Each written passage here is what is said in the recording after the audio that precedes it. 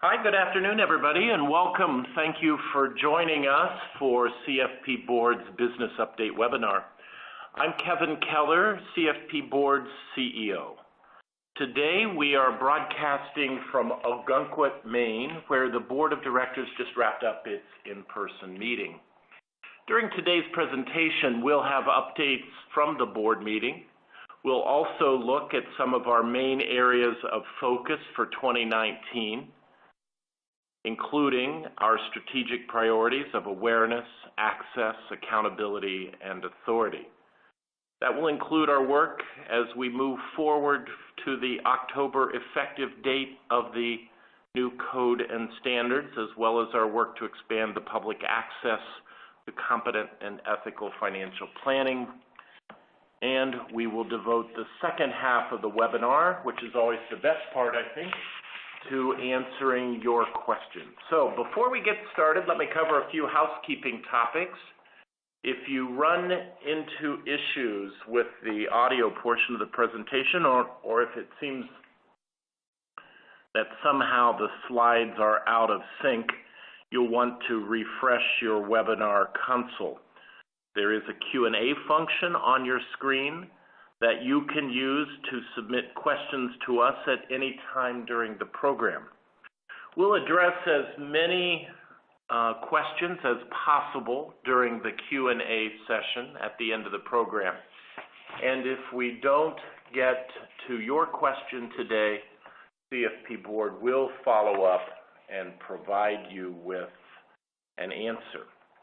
With me here today in Ogunquit, Maine, is New Englander Susan John, the chair of the board. Welcome, Susan. Thank you, Kevin. This is your part of the world. It's pretty gloomy out there, but I'm sure your New Hampshire homestead is usually better than this. It's just a fog bag. Just a fog bag. And Jack Broad is our chair-elect. Jack will be chair of the board next year. Welcome, Jack. Thank you. And thank all of you for joining us. Susan, why don't we start off? It's been, I feel like as we sit here on a Friday afternoon that, I still feel like I'm processing everything. It was a great meeting. Thank you. Thank you. I think everybody thought it was a great meeting. And we certainly had some great Maine lobster. We did have lobster last night.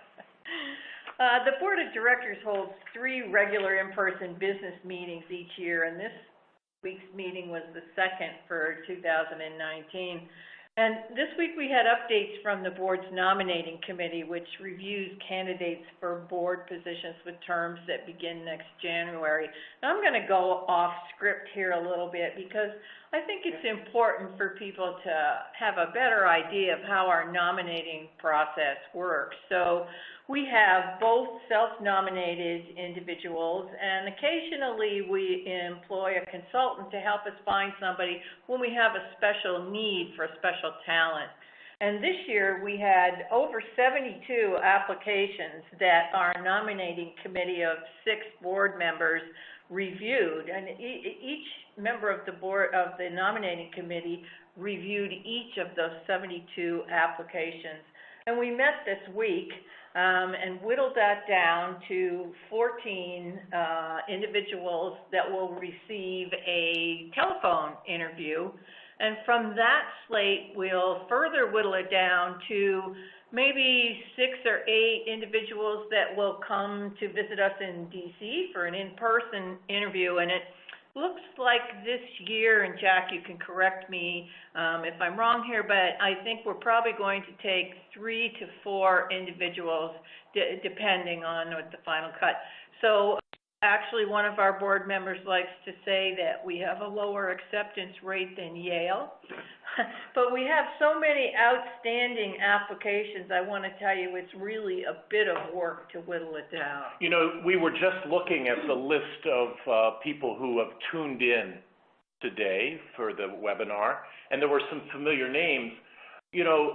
So I know there's interest in how do you get from 72 to 14. What tips do you have in case there are people who might be interested in future years?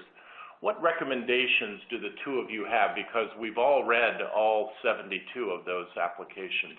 You know, one of the things that we're looking for is individual thought, and we're also looking for diversity on the board. It's very important to us, and we look at diversity from every possible measure that you can think of. We include your view of things that we're doing now, your business model, age even is a big factor. We like to have some younger people on the board, male, female, and even geography.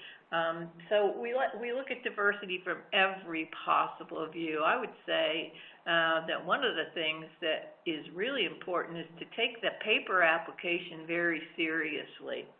Would you agree, Jack? I would agree. I would add to your comments that prior board experience, prior leadership experience is always helpful, not mandated, but might set you apart. Certainly, folks who have made other contributions to the financial planning profession, whether it be through the membership associations or other volunteer opportunities at CFP Board, is also something that carries some degree of weight with us as we evaluate the candidates. And so for timing, for the people who had submitted an application, they should be hearing something from us back over the next couple of weeks. So that the next step, you'll either hear that we're scheduling an interview. Do you want to talk about how that process works, the interviews by telephone, and then, or if you're not selected for an interview, you'll receive a letter notifying you that as well? Yeah, as Susan mentioned, we're looking for different things at each round. There's 3 rounds: the application, the phone interviews, and then the in-person interviews. So the first round is meant to get us to a smaller slate of candidates. Two members of the 6-person nominating committee participate in each phone interview, and then we calibrate all of that information with the rest of the nominating committee to get it down to, as Susan mentioned, somewhere between 6 and 8 candidates from the original pool for the in-person interview. As I mentioned, we had some really exciting candidates this year, and we had some interesting responses to a number of questions on that paper application, too. So the other thing that we take care of during our summer board meeting is to elect our next chair-elect, and we did have an election.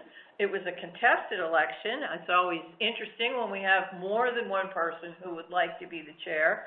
And we'll be announcing publicly in the next week or so also the winner of that election. This year, we're marking the 50th anniversary of the birth of the financial planning profession, and we thought it was a good time to dedicate a full day and a half to strategic discussion. We had a lively conversation about our environmental landscape, where we find ourselves today, and how that impacts the decisions about where we want to see the financial planning and financial advice profession in the future. Our profession has evolved greatly over the years, sometimes leading changes in the financial services industry and in the world, and sometimes following. We want to make sure that financial planning stays in a leadership position as much as possible to make good on CFP Board's mission to benefit the public. Susan, one of our listeners is asking us to be a little closer to the phone, so we're just going to call an audible here and move that over. Thank you, Jeremiah, for that heads up. Well, thanks. Look, one of the things that we spent a lot of time on, this transition, what's going on in the advice delivery, moving from transaction to a more holistic advice, really is an exciting time, and we're really at an interesting point in the history of financial planning. I think so too, and I think it's also a good time for us to reflect with all members of the financial services community about the changes that have been happening and where we go next. So last March, we announced the adoption of, that would be March of 2018, we announced the adoption of a new Code of Ethics and Standards of Conduct with an effective date of October 1st, 2019. And that date meant that we provided an 18-month period between the announcement of the new code and standards and their effective date.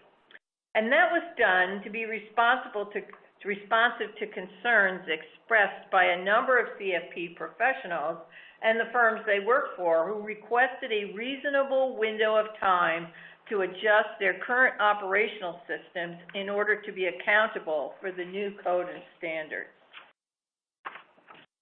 At this week's board meeting, we also reviewed and approved an updated set of procedural rules, which will be released later this month. You know, I know we have a lot of people, and I see press people who've signed in and want to know, because there have been a lot of, we shouldn't just, I'm jumping in here on you, Susan, because people want to know if we're going to make an announcement on this call about the effective date of the standards. And we have committed that we will make that announcement in the next week. So we're not making news for our friends who are listening in. We're not making news today, but I assure you that by this time next week, we'll have the message out. I didn't mean to interrupt, but I know it seemed like we were moving on and people would want to know what we were doing there. Right, and you know, the date has been a topic of public discussion, and some have asked us to change our effective date to match the SEC's June 2020 effective date for the new Regulation BI rules, and some have even asked us to change our standards to match the SEC's new rules, and I can tell you that we're not going to do that. Change the standards. We're not changing the standards. CFP Board undertook a thorough and inclusive process in developing the new code and standards, and we believe that they're appropriate and not inconsistent with the rules of regulatory bodies.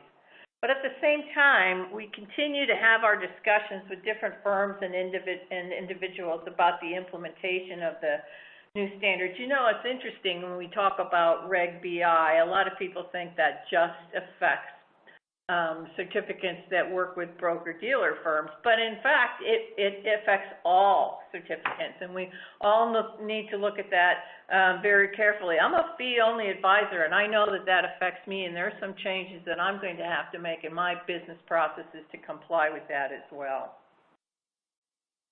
So we hope to take a thorough process to educate and inform all of our CFP professionals on the new codes and standards. And our Standards Resource Commission has released some excellent new resources in recent months. One of the newer guidance documents is called the Roadmap to Code and Standards. And there's actually a webinar next Wednesday, the 17th, which you can sign up for at cfp.net. And we have over 1,000 people signed up for that webinar already. So if you have not looked at the roadmap yet, take a look at that. There's some important information there. Another helpful set of guidance documents that was recently released are the case studies applying the new code and standards. And we have had a lot of comments about how helpful those case studies are. Each scenario, there are 12 case studies, and each sets out a scenario based on real-world situations that CFP professionals may find themselves in when working with clients. And each scenario ends with a question about the CFP professional's actions or duties under the new code and standards. The list is provided, followed by the best answer and the rationale for why that answer is best and the others are not. You can find all of these guidance materials on our website at cfp.net/code. And I'll add there that new materials are in development and released on an ongoing basis. Jack, why don't you share with us some of the updates on our work to increase the public access to competent and ethical financial planning? Thank you, Susan. Happy to. So I'll start with our strategic priority of access, which focuses on expanding the public's access to competent and ethical financial planning by increasing the number and diversity of CFP professionals. So we've achieved very solid gains in this area over the years. Since 2007, for example, when Kevin joined CFP Board as CEO, the number of CFP certificates has increased by more than 54%. And it really is a story, I believe, of growth and relevance. Here on this slide, you can see a projection from Cerulli that shows a 1.7% projected decline in the advisor population by 2021.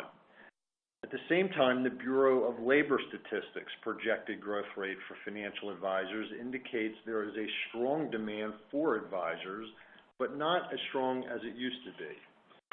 The latest Occupational Outlook Handbook projects a growth rate of 15% through 2026, a rather significant drop-off from their last handbook, which projected a growth rate of 30% through 2024. Now, if you look at this chart, it shows the growth of CFP professionals over the last dozen or so years. Obviously, a steady upward trend. So while the number of financial advisors may be going down, the number of CFP professionals continues to grow. In fact, there are now 1 in 4 financial advisors who hold the CFP certification, according to Cerulli data. It has become the indispensable certification for advisors who want to practice financial planning. I'm pleased to share that today there are more than 84,000 CFP professionals in the United States. That growth is really a testament to the CFP professional community itself and all of you who uphold and exemplify the CFP certification standards. The context in which we've achieved that growth highlights some trends impacting the financial planning profession, especially the declining number for the total population of financial advisors. So you may ask, why are the number of CFP professionals going up so steady? As this and the next couple slides will show, it's because the certification makes a career. In fact, as the certification that is the cornerstone of a profession, the CFP certification has an outsized positive impact on a career. For this slide, look at how many people say they are satisfied with their career choice. Our 2017 survey of CFP professionals found that 91% were strongly satisfied with their decision to pursue financial planning careers. The number who gave the highest rating increased a full 5 percentage points between 2015 and 2017.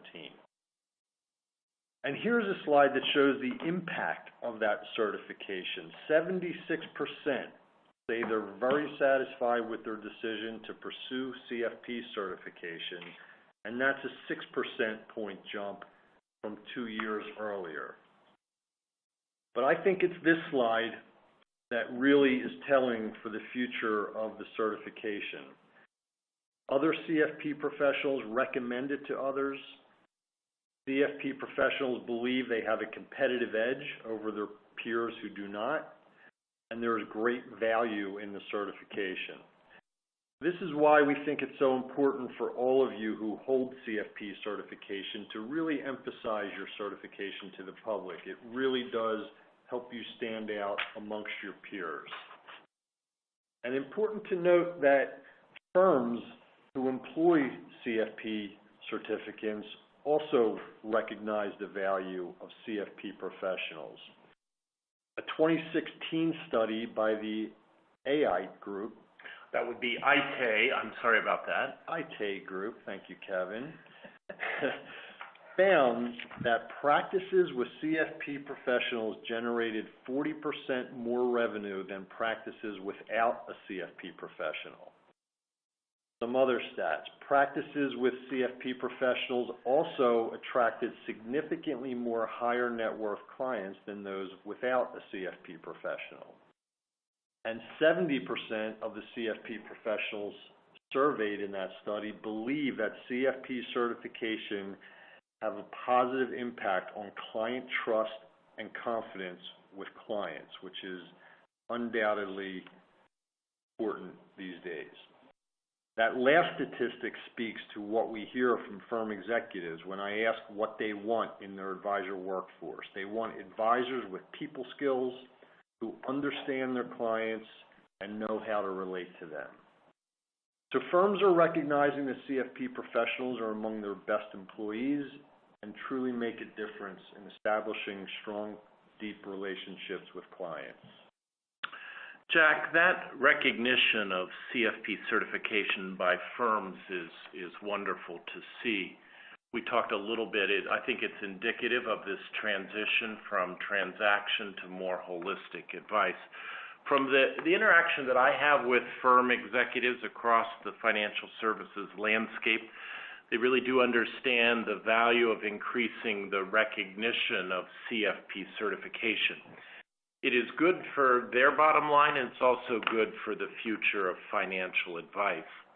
Another thing that we hear from firms and from people entering the profession is a desire for a better defined career path for financial planners. As the profession matures, it's increasingly important that we have clear career paths. Susan, that was a big topic of conversation at the board meeting yesterday. Oh, indeed it was. We've had some good start from the Center's recent publication and guidebook, Financial Planning Career Paths, Building More Sustainable and Successful Businesses. But we have a long way to go, and we need everybody's help to get there. You know, we do, and the next book or the next publication that will follow the career path book is one that will be focused on students. This particular publication, the Financial Planning Career Paths publication, highlights the importance of clear and transparent career advancement to attract and retain the next generation of financial planners. Mark Tabergen, whom many people on the call know, was instrumental. He actually chairs our workforce development advisory group. And, you know, I know this has been a passion of his for some time. And he did in fact, you came to me when you learned that we were doing this. You wanted a copy of the book even before it was finally published. Yes, you said you wanted it. The guide actually illustrates at each rung on the ladder the requisite skills, experience, and responsibilities necessary to achieve it. And I encourage all of you to take a closer look at this. And again, it's an example of the kind of work that we're doing at the Center for Financial Planning. Moving on, I also encourage you to consider getting involved on a personal level. We've seen that exam candidates who are engaged with others are more motivated and successful in completing the CFP certification, whether that engagement is with their candidates or with experienced CFP professionals. The CFP Board Mentor Program is helping connect candidates with CFP professionals who can share their experience in achieving CFP certification. You know, the Mentor Program, I'm so excited. It has nearly 1,400 mentors working with over 2,000 mentees, or people who are on their way to CFP certification. I encourage all of you to consider signing up to be a mentor. Mentoring is a great way and a rewarding way to give back to the profession. Mentors serve as guides offering practical advice based on their experience, taking the CFP exam, and pursuing careers in the financial planning profession. And being a mentor doesn't require a long time commitment. We see engagements lasting anywhere from a few weeks up to 6 months. Mentoring relationships can be productive even if they're comprised of only a few conversations. Susan, I think you've mentored a number of young planners along the way. Oh, and it's been a very rewarding experience as well. And not only that, but sometimes you find just the right person that you're looking to add to the hired firm. a few of your mentees. I have indeed. It's a great way to give back, and perhaps it may pay dividends. Moving on, CFP Board also wants to ensure that the profession's next generation is more diverse and more inclusive. I'm pleased to share that the Center for Financial Planning will be hosting our second Diversity Summit this November to advance that goal. Last year's summit drew over 300 firm executives. This includes leaders from schools with financial planning programs, diversity and inclusion experts, and influencers at organizations that reach diverse populations. The 2018 event was a great discussion of initiatives to advance racial diversity in the financial planning profession. The 2019 summit, it will be hard to, it really was a great event. It will be hard to top that, but as opposed to focusing on, what the problem is, 2019 summit will focus on accountability, highlighting what key stakeholder groups are doing to implement the center's recommendations and advance diversity in financial planning. Kevin, I think, just because the word has gotten out pretty much that we've been doing this, I have to tell you that in our pool of 72 individuals applying for a board seat, we had quite a diverse group, and that was very, very exciting. It was indeed. If you or someone you know might be interested in attending the Diversity Summit, please visit the address you see here on the screen to learn more and to register. I think we're pretty much through what we had hoped. Was there anything you wanted to add before we go to the Q&A? Jack or Susan, you ready to answer? We've got a lot of interesting questions. A lot of interesting questions. Let's start with Marty. Jack, why don't you take this one? Marty asks, is there any thought of CFP Board certifying CFP professionals in areas of specialization? Thanks for the question, Marty. I do know that while there has been some discussion along these lines in the past, however, there's no intention or no plans at this time for CFP Board to be considering any areas of specialization. I will add that I think it troubles many of us that there are perhaps too many certifications out there from a public confusion standpoint. However, there are certainly some notable ones within that population that are very worthy and have a lot of merit that would supplement the CFP designation really well. Great. Thank you, Jack.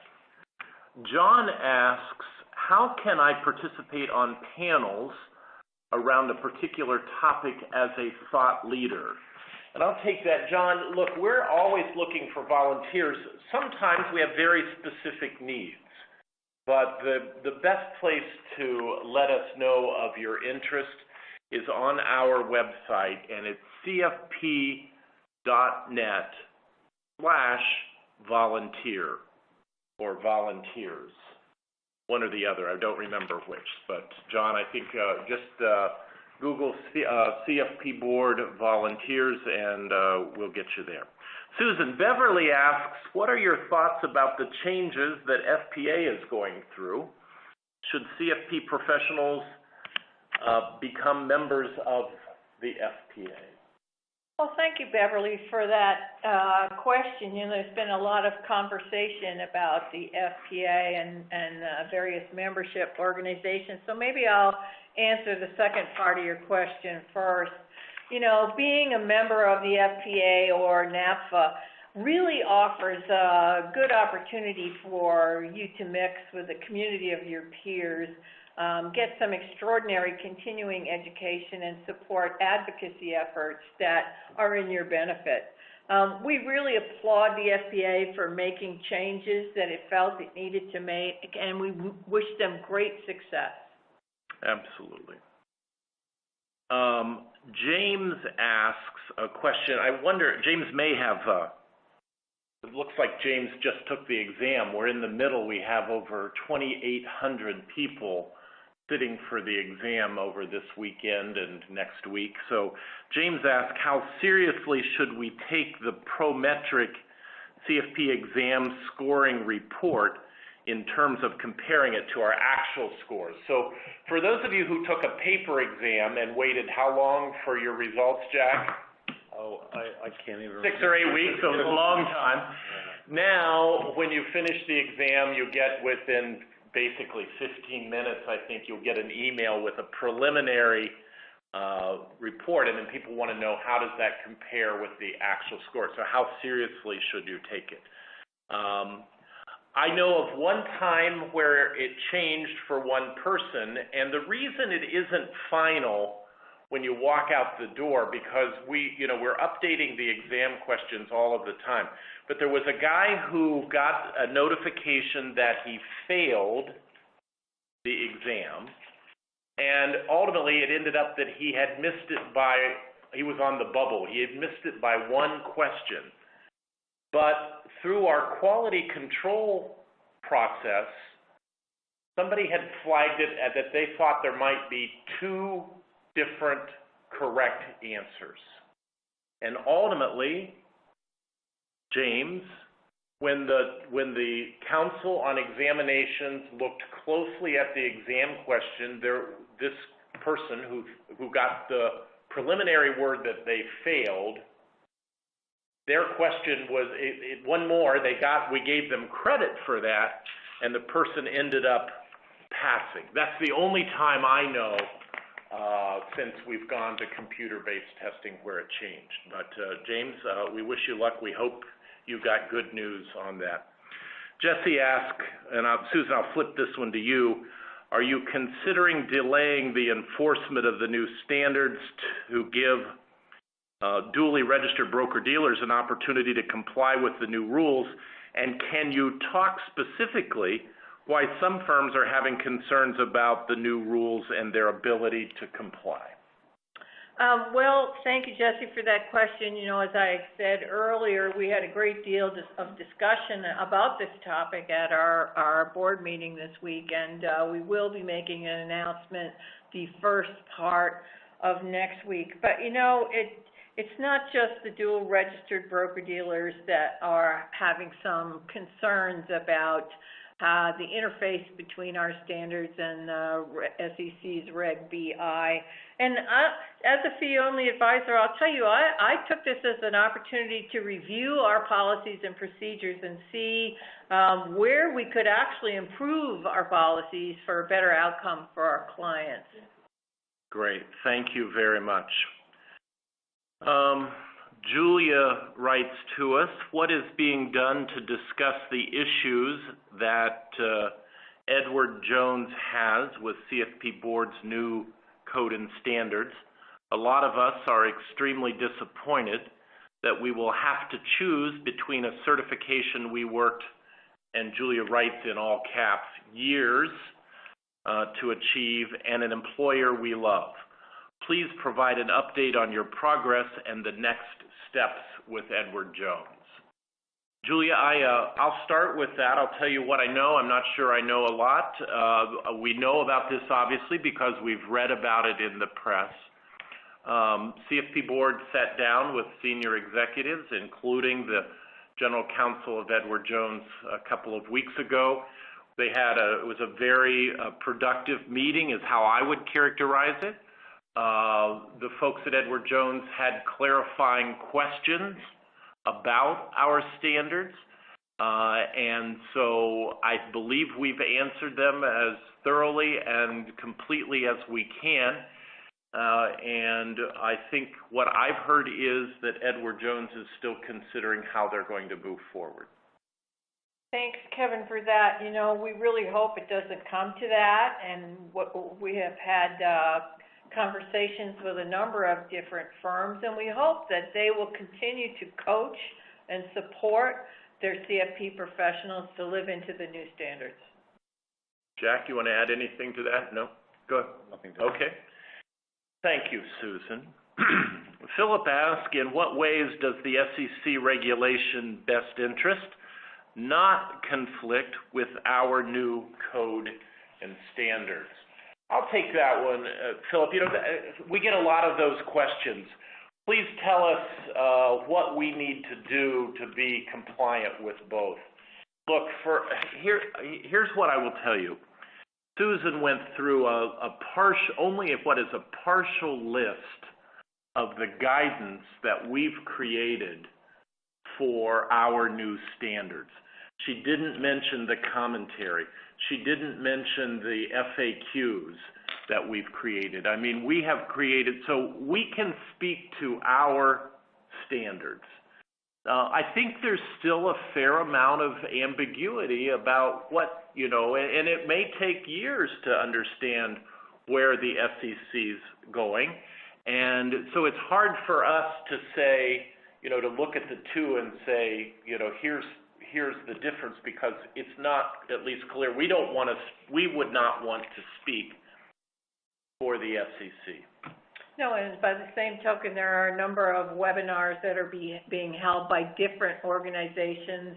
Even though I'm not a member of some of these organizations, I've been getting requests to see if I want to participate in these things, and I would encourage anybody that's got questions about that to sign up for one of those webinars, and hopefully there'll be some enlightenment.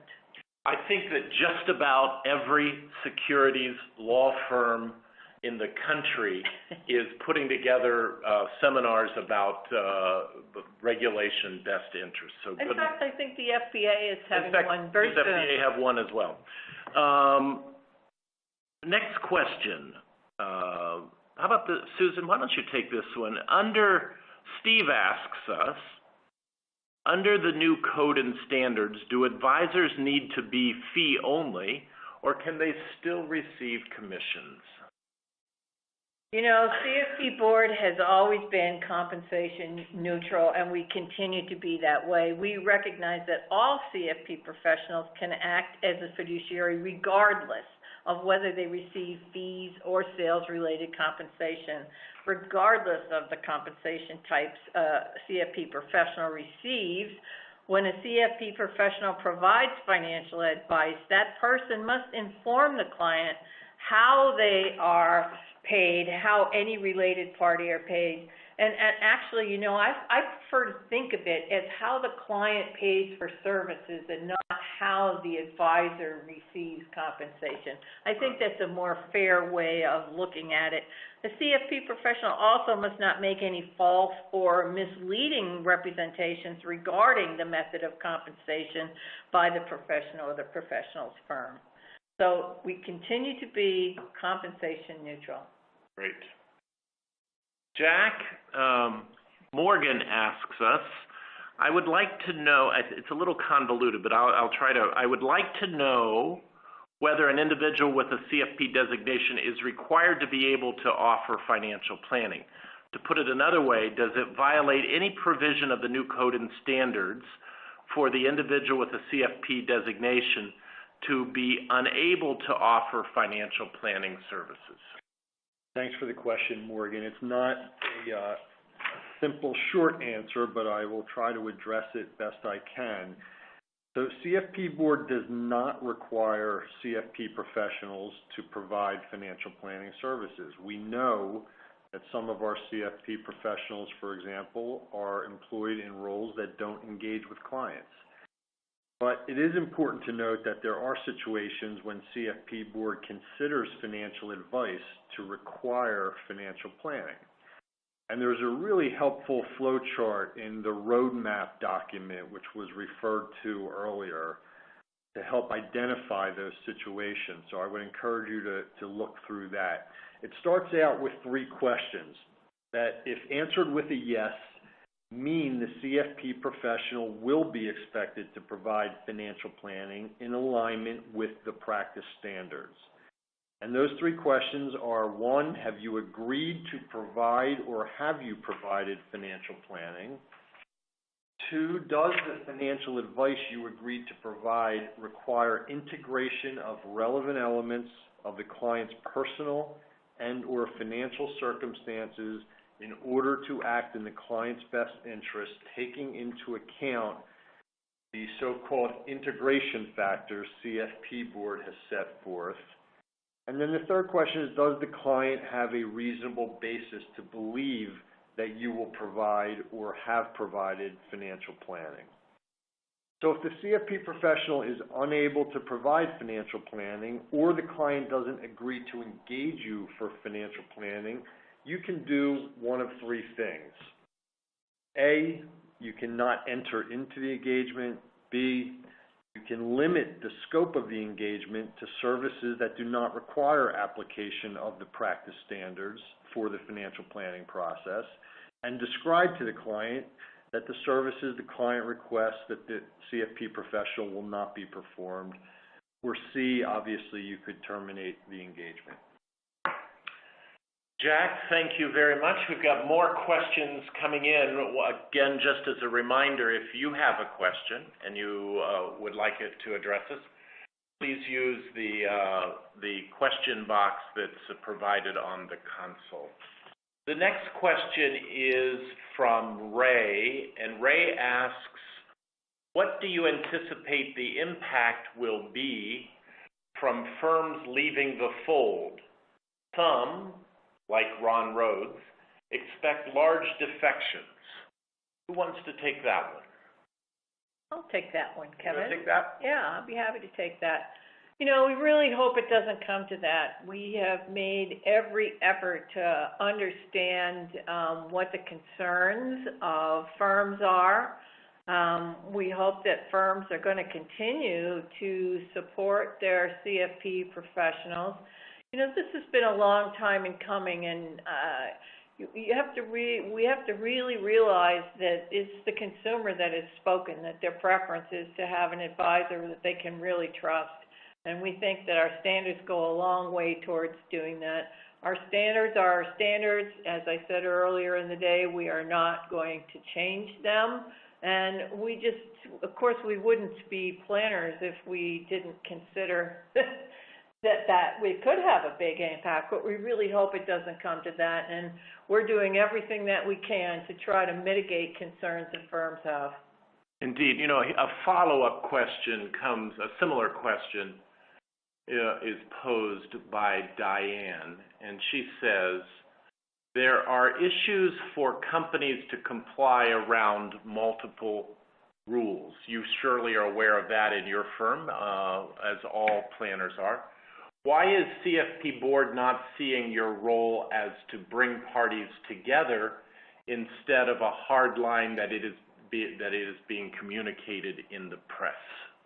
How about I start and then we can all chime in. Do you want to go first, Jack? I'll take a shot at that. Diane, so first of all, I'm not sure that the press is saying that we're taking a hard line, but I think we should go back and just talk a little bit about how this process unfolded. We started this process in 2015. And what we did, Diane, was go out on the road before we even started rewriting the standards.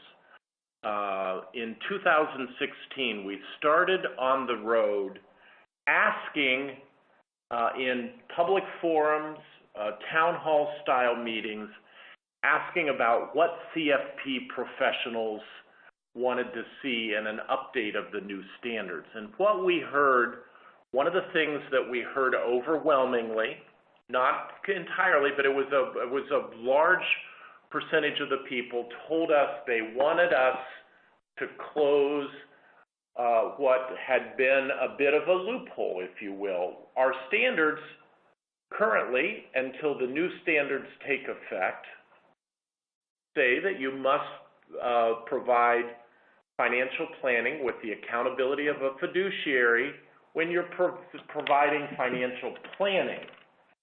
And what we asked the question and what people made clear was they wanted CFP professionals to deliver financial advice, all advice, at the level of a fiduciary.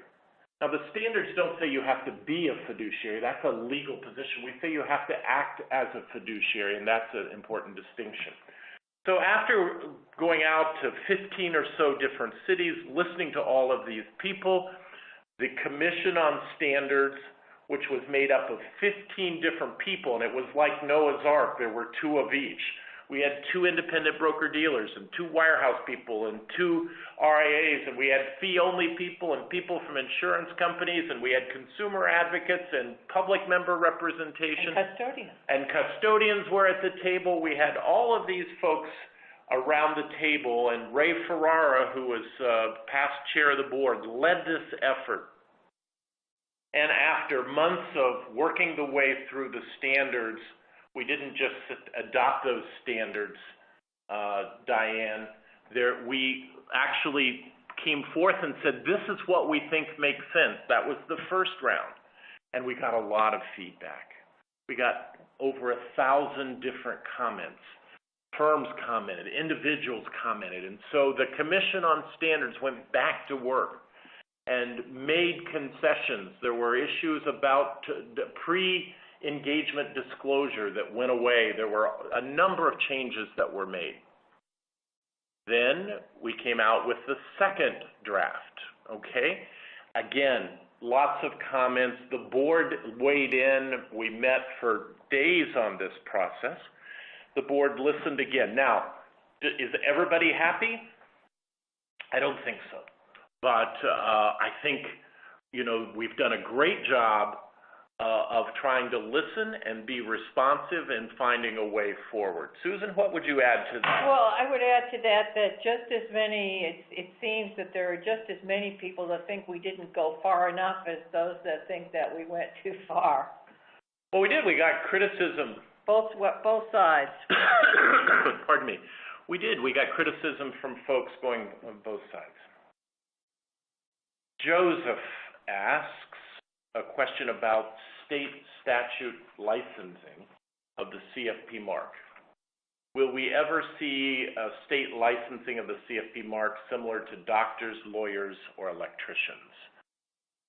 Susan, you're like waving your hand. You want to answer this one? Yeah, because of the multidisciplinary nature of our profession, I think that would really be difficult. And just in the little bits of legislation that we have seen, every state's going to come forth with something different. It would be a real compliance nightmare for those of us that work in multiple states. I can remember when I first registered as an investment advisor, I had to do it as a state-registered investment advisor, and I live in the small geography in New Hampshire, so I had clients in Maine, I had clients in Massachusetts, and I could... Florida.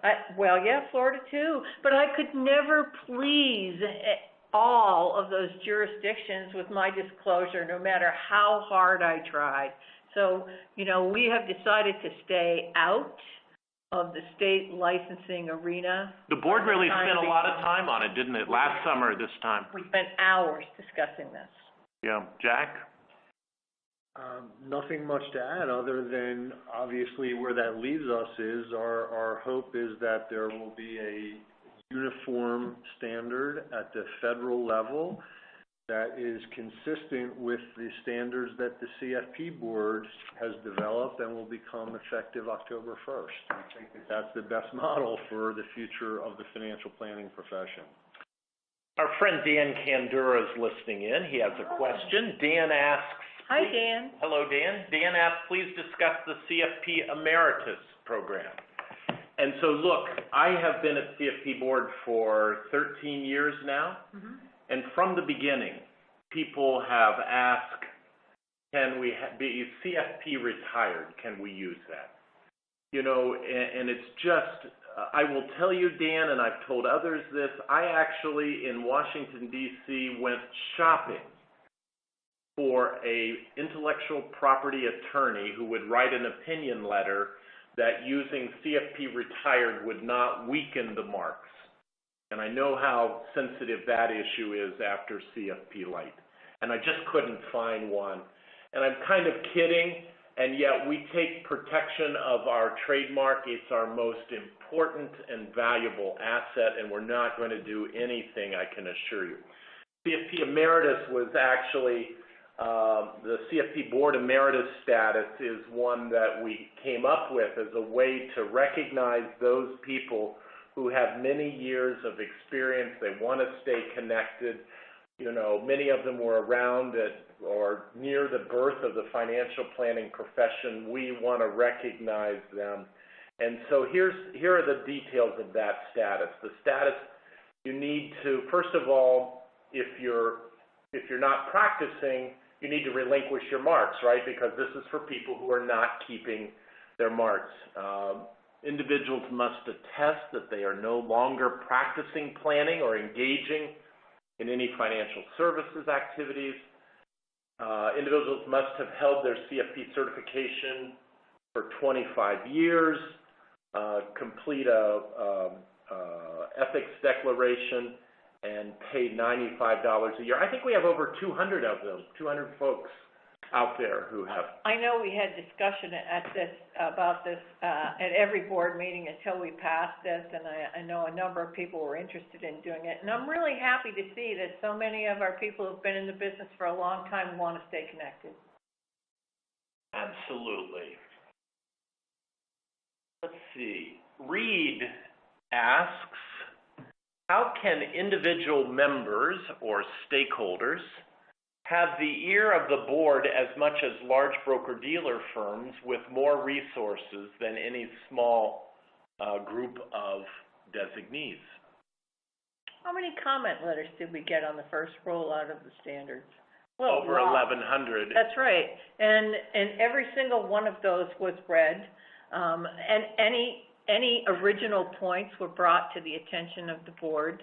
And we want to know what you're thinking about. That's why we have the questions here on this webinar. So thank you for that. Thank you for the question. I'm on the road at least, and I've been out with, I'm out with a board member in various parts of the country on a regular basis. We're in 15 or 20 cities.